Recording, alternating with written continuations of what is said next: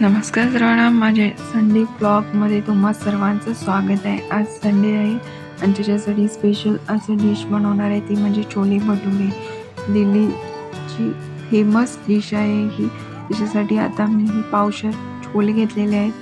8 तास भिजवून ठेवायचे आहेत. हे 8 तास चांगले भिजल्यानंतरच आपल्याला शिजत घालायचे आहेत. हे छोले शिजवताना आपल्याला इथे सोडा वापरणार आहे, बेकिंग सोडा, आणि चवीनुसार मीठ घालणार आहे ह्याच्यामध्ये, जेणेकरून ही छोले चांगले मऊ असे शिजतील.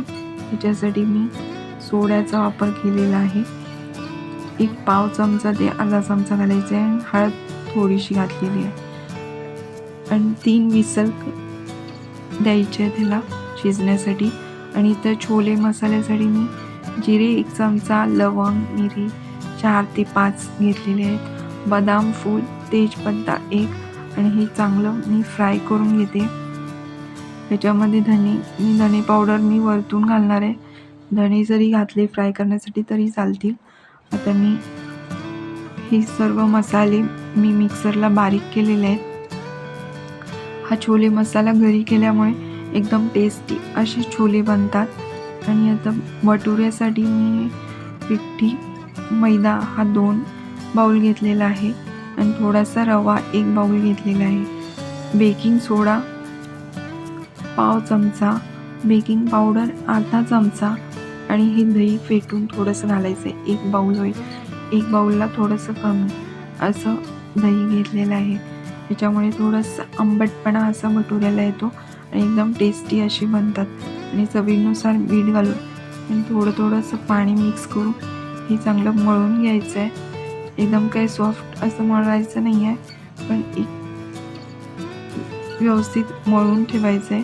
इझिली आपल्याला हे मैद्यापासून करायचं आहे, त्यामुळे आपल्याला जास्त काही मळायला लागत नाही. इझी हे मळलेलं पीठ मी थोडा वेळ साईडला ठेवून देते आणि तोपर्यंत आपण इकडे टॅमॅटो, कांदा हा मी ग्रेव्हीसाठी इझी, जास्त मी लेंदी प्रोसेस करणार नाही आहे.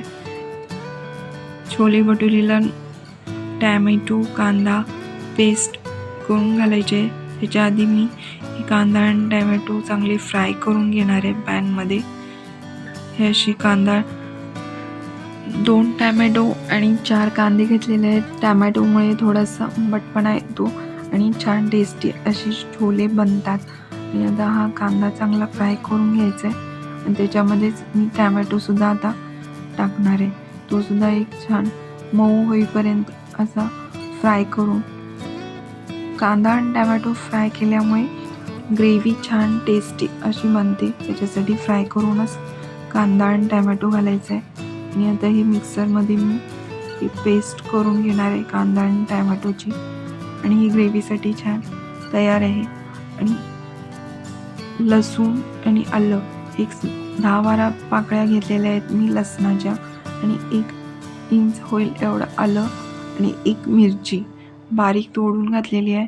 आणि हे चांगलं असं खलबत्त्यामध्ये ठेचून घालायचं आहे. तुम्ही मिक्सरला सुद्धा घालू शकता बारीक करत टॅमॅटो कांद्यासोबत. आता मी हे चांगलं असं जाडभरडं असं खलबत्त्यामध्येच ठेचलेलं आहे आलं लसूण. आणि आता आपले हे छोले पण चांगले शिजून तयार आहेत. पाहू शकता एकदम पिंच केल्यानंतर पूर्ण छोले असे विरघळलेले आहेत, चांगले शिजलेले आहेत. आणि आता पॅनमध्ये थोडंसं तेल घेतलेलं आहे, 2 पळी होईल एवढं. आणि ही कांदा टॅमॅटोची पेस्ट आणि आलं लसूण पेस्ट चांगली तेलामध्ये परतून घ्यायची आहे. आणि त्याच्यामध्ये हा छोले मसाला हे मी घातलेला आहे. आणि धणे पावडर 1 अर्धा चमचा होईल एवढी घातलेली आहे. आपल्याला चांगला ब्रँडचा बाजारात मसाला मिळतो छोले मसाला, तो जरी यूज केला तरी चालेल. मी आता हा घरी तयार केलेला आहे. आणि थोडीशी छोले पेस्ट करून घातलेले आहे. 2 चमचे लाल तिखट घालायचं आहे. शिमला मिरची पावडर घातलेली आहे, काश्मीरी लाल तिखट. आणि हे छोले हे सर्व कुकरमध्ये शिजलेले सगळे छोले मी ह्याच्यामध्ये घातलेले आहेत. आणि थोडंसं पाणी कमी पडत होतं म्हणून मी 1 अर्धी वाटी एवढं पाणी वाढवलेलं आहे. आणि ही छोले आता चांगले शिजू द्यायचे आहेत एक वाफेवरती 5 मिनटं. ऑलरेडी शिजलेले आहेत त्यामुळे जास्त वेळ लागणार नाही आहे आता ह्याला तयार व्हायला. आणि ह्या पॅनमध्ये आता मी भटुऱ्यासाठी तेल घेतलेलं आहे आणि भटुरे हे छोटे छोटे असे कणिक चांगली अशी सॉफ्ट पण झालेली आहे.